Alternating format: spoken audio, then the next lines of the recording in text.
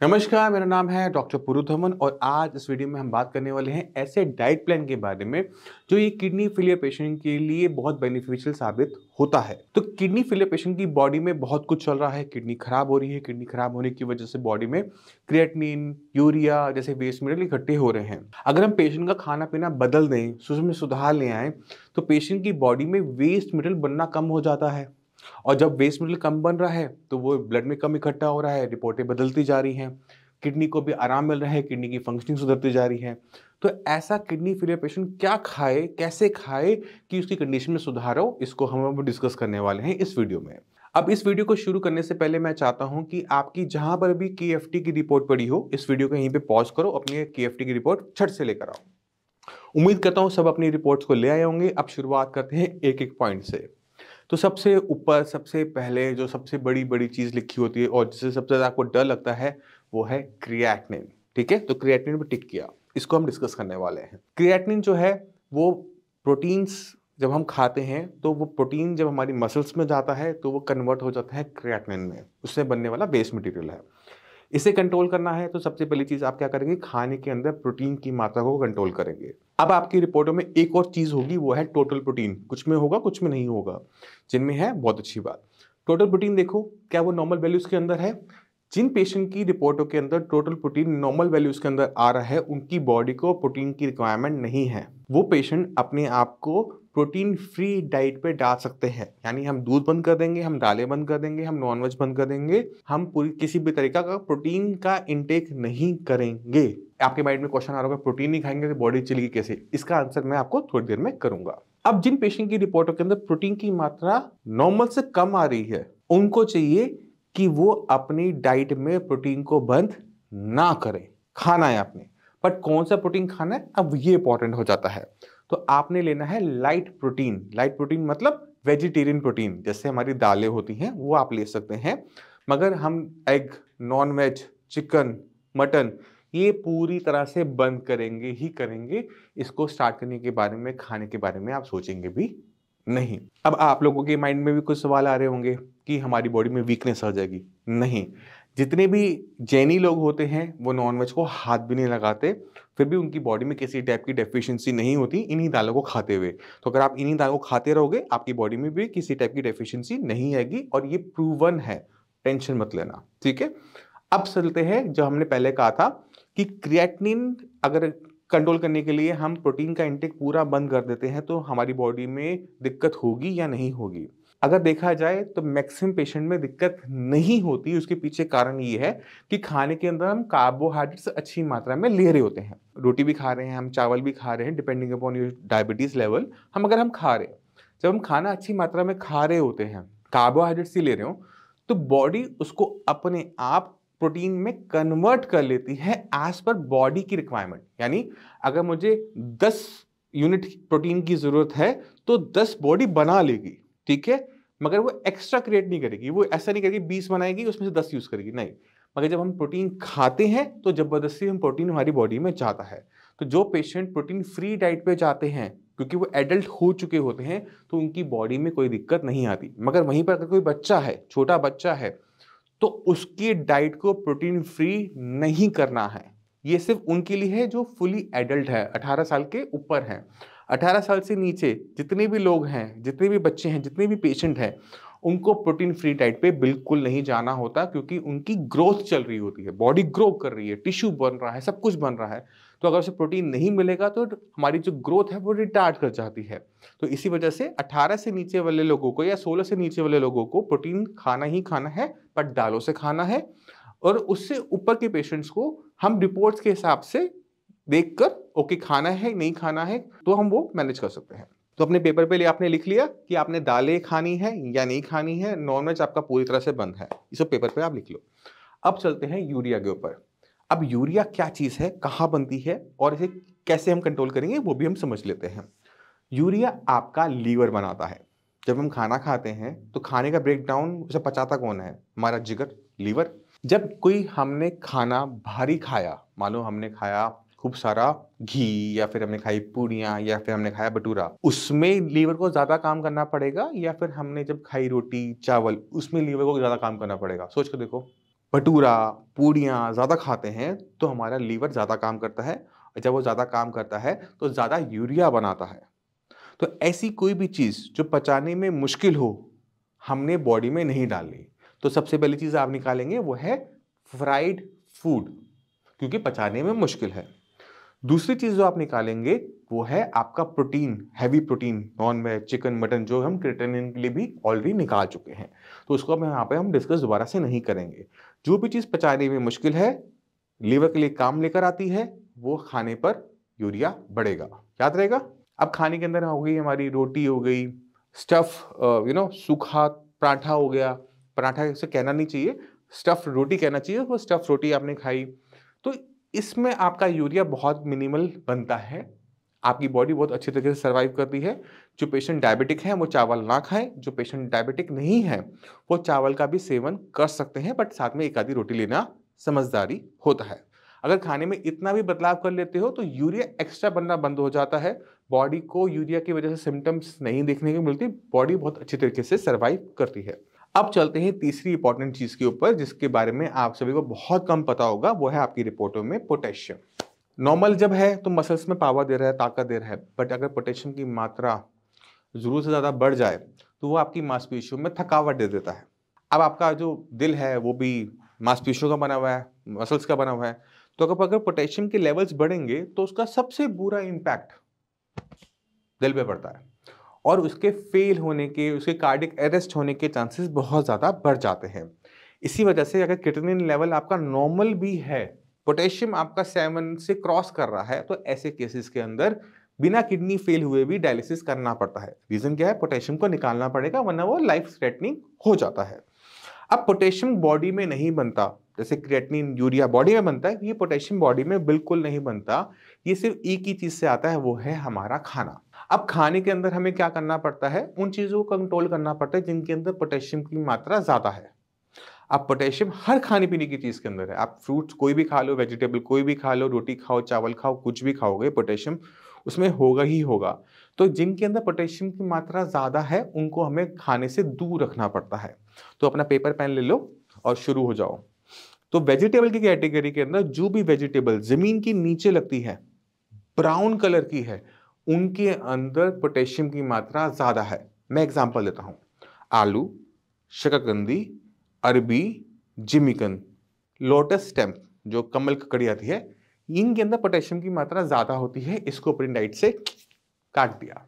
इसी तरह से हरे पत्तेदार सब्जियां जो सर्दियों में बहुत अच्छी अच्छी आती हैं, आजकल सर्दियों में आ रही हैं, मेथी, पालक, बथुआ, चौलाई वलाई, बहुत कुछ आ रहा है।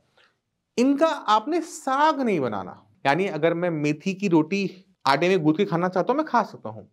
मैं पालक की रोटी खाना चाहूं, मैं खा सकता हूं, बट मैं उसको कुकर में डाल के पका के उसका साग नहीं बना सकता। इस चीज का ध्यान रखना।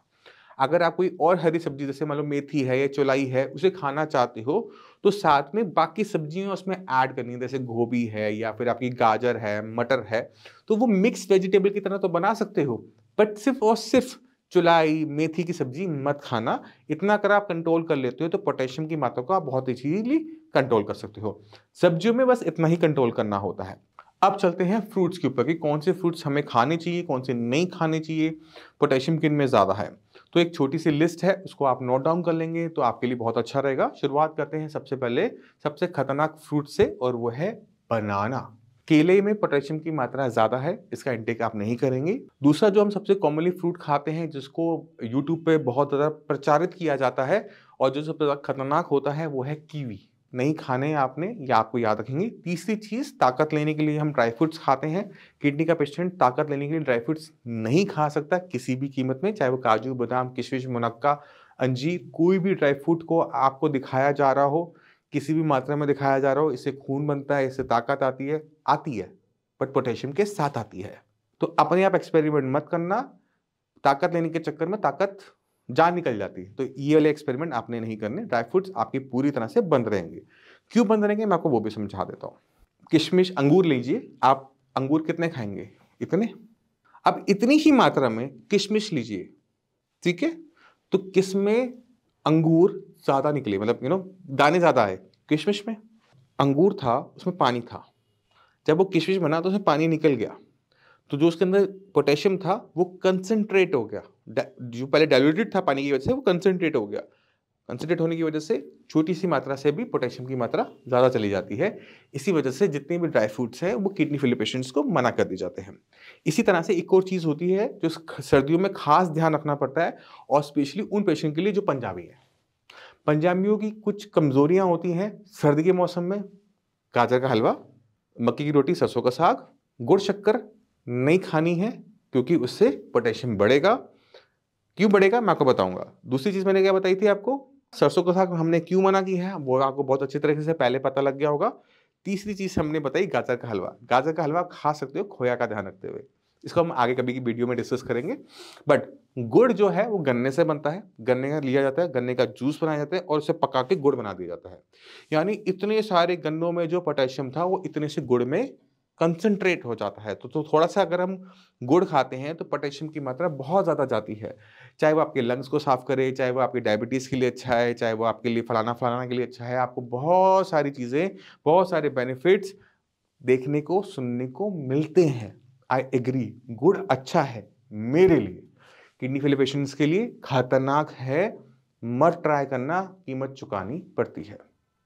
ठीक है, तो ये वाले एक्सपेरिमेंट आपने नहीं करने। आप चीनी खाओ, मार्केट में मिलने वाली जो डबल रिफाइंड चीनी होती है ना, जिसको हम खराब समझते हैं, उसको आप सेवन कर लो, मैं बुरा नहीं मानूंगा, वो आपके लिए ठीक है, बट वो नहीं कहूंगा गुड़ शक्कर। इस चीज का ध्यान रखेंगे। अब चलते हैं आपकी रिपोर्ट में एक और बहुत इंपॉर्टेंट चीज के ऊपर, वो है सोडियम। सोडियम, आधे लोग जानते हैं कि सोडियम हमारी बॉडी में कहाँ से आता है, वो है नमक। तो नमक जो है अब हमारी मार्केट में बहुत सारे टाइप के सस्ते महंगे आ रहे हैं। टाटा का नॉर्मल सॉल्ट 29, 27, 28 रुपये की थैली है। एक 50 रुपये का आता है ग्रीन कलर का, टाटा लाइट कहा जाता है उसको। एक आता है आपका हिमालयन सॉल्ट, पिंक सॉल्ट। अब इतने सारे टाइप के सॉल्ट जो है वो मार्केट में अवेलेबल है। एक किडनी फेलियर पेशेंट को कौन सा सॉल्ट का इंटेक करना चाहिए, ये एक डिफिकल्ट टास्क हो जाता है। और इसे हम आसान कैसे बनाएंगे, वो है आपको जानकारी देके। तो पहले हम शुरुआत करते हैं सबसे महंगे वाले से। महंगे वाला सॉल्ट हिमालयन सॉल्ट है ना, ये बनता कैसे है? पहाड़ों में पानी को रोककर उस पानी से जब पानी उड़ जाता है नीचे जो रह जाता है, हिमालयन सॉल्ट या पिंक सॉल्ट। इसमें पिंक कलर कहां से आ रहा है? पिंक कलर आ रहा है नेचुरल मिनरल से। ये सॉल्ट के अंदर पोटेशियम की मात्रा ज्यादा होती है। इसको खाओगे ब्लड में पोटेशियम बढ़ेगा, याद रखिएगा। अगर आपकी पोटेशियम की रिपोर्ट खराब आ रही है और अपने आप से एक सवाल पूछो कि आप नमक कौन सा खा रहे हो। अगर आपके अंदर से आवाज आ रही है कि मैंने नमक तो पिंक सॉल्ट खा रहा हूं महंगे वाला, तो ये इसी वजह से हो रहा है। अब चलते हैं उससे थोड़े से सस्ते वाले नमक की तरफ, वो है लाइट नमक, है ना, जिसमें टीवी पे ऐड भी आपने देखी होगी, बीपी कंट्रोल करता है ना। अब उसका पैकेट उठाओ, उसके पीछे दिखो सोडियम क्लोराइड 85%, 15% क्या लिखा है? Potassium chloride. यानी उसमें पोटेशियम क्लोराइड ऐड किया जाता है, सिंथेटिक पोटेशियम क्लोराइड ऐड किया जाता है, जिससे वो बीपी को मैनेज करता है। बिल्कुल सही, मेरे लिए अच्छा, आपके लिए बिल्कुल भी नहीं। अगर पोटेशियम आपका बढ़ रहा है, बढ़ा हुआ है, और आप ये वाला नमक खा रहे हो, तो आपका पोटेशियम इसी नमक की वजह से बढ़ा है। जिन किडनी फेलियर पेशेंट में पोटेशियम की मात्रा नहीं बढ़ रही, इन दोनों नमक को खाने के बावजूद भी अच्छी बात है, अपने पोटेशियम लेवल्स पर नजर रखना। अगर वो फ्यूचर में कभी भी बढ़ते हैं तो इसी की वजह से बढ़ने के चांसेस सबसे ज्यादा आपको देखने को मिलेंगे।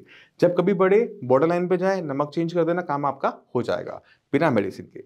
अब चलते हैं तीसरी चीज के ऊपर, और वो है आपका नॉर्मल सॉल्ट, जो 27 रुपए की थैली आती है। ये सॉल्ट अक्सर बीपी बढ़ाता है, बट इसके अंदर पोटेशियम की वैल्यू है 0। तो अगर आपका बीपी ठीक है, लोअर साइड है, तो आप इस सॉल्ट का इंटेक कर सकते हो। नॉर्मल है, इसे आप इंटेक कर सकते हो। पोटेशियम अगर हाई है तो यही करना है, ऑप्शन नहीं है। बीपी बढ़ेगा, आई एग्री। कंट्रोल किससे करेंगे? मेडिसिन से करेंगे, नमक से नहीं करेंगे। मेरे पॉइंट समझ में आया? तो एक चीज कम खतरनाक है, एक चीज ज्यादा खतरनाक है। जो चीज ज्यादा खतरनाक है उस पर हम फोकस करेंगे, वो है पोटेशियम, ना कि बीपी। बीपी को मैनेज करने के मेरे पास और रास्ते हैं, बट पोटेशियम को मैनेज करने के मेरे पास रास्ते लिमिटेड हैं। तो हम पोटेशियम को कंट्रोल करने के लिए नमक को चेंज करेंगे, ना कि हम मेडिसिन को बंद करेंगे। अब मेरे पास समझ में आई आपको, आपकी बॉडी के लिए ज्यादा अच्छा क्या है? तो जो काम मैं क्लिनिक में ओपीडी में बैठ के करता हूँ कि ये वाला खाओ, ये वाला खाओ, ये वाला खाओ, तो आज मैं इस वीडियो से सारा ज्ञान आपको ट्रांसफर कर रहा हूँ, तो कृपा करके इसको एब्जॉर्ब अच्छे से कर लेना। बार बार आके वही सेम क्वेश्चंस थक जाते हैं हम। ठीक है, अब चलते हैं हम आगे। अब आपकी रिपोर्ट में आ रहा है कैल्शियम, फॉस्फोरस। कैल्शियम और फॉस्फोरस को आप खाने से मैनेज करने की कोशिश करोगे तो आपका खाना पूरा खत्म हो जाएगा। तो कभी भी मैं अपने पेशेंट्स को खाने के अंदर इतना टाइट नहीं करना चाहता कि खाने के लिए कोई आइटम बची नहीं है, क्योंकि कैल्शियम, फॉस्फोरस, पोटेशियम ये सारी चीज़ें खाने के अंदर ही हैं और कुछ ना कुछ आपकी बॉडी में जाएगा ही जाएगा। तो आपने अगर माइंडफुली ये सारा खाना खा लिया, दूध की आइटमें छोड़ दी, कम कर दी, बंद कर दी, प्रोटीन छोड़ दिया, तो मैक्सिमम 99.9% केसेस के अंदर चीज़ें सॉल्व हो जाती हैं और अलग से हमें कोई प्रिकॉशन नहीं लेना पड़ता। तो आप क्या करो, गूगल पे जाओ, calcium rich food item search करो, देखो सारी बंद हो चुकी हैं। Phosphorus rich food item search करो, सारी बंद ऑलरेडी हो चुकी है। तो इनको मैनेज करने के लिए हमें और आइटम को समझना करना नहीं पड़ता। थोड़ा बहुत खाना जाएगा, बट हाँ उसको हम मैनेज कर सकते हैं easily with the help of medicine, और ये लाइफ थ्रेटनिंग नहीं है। ये भी चीज को ध्यान रखो।